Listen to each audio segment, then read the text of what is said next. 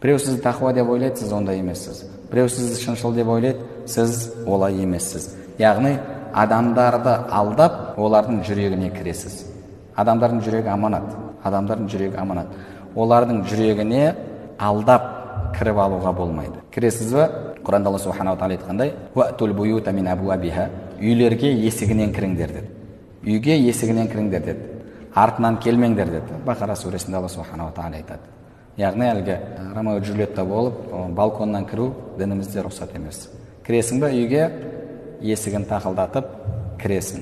Біреудің қызына көңілің түсті ме, есігін тақылдатып барып, әкесінің разылығын алып, халал жолмен қызды талап етесің. Сол секілді адамдардың жүрегіне де есігінен кіру керек.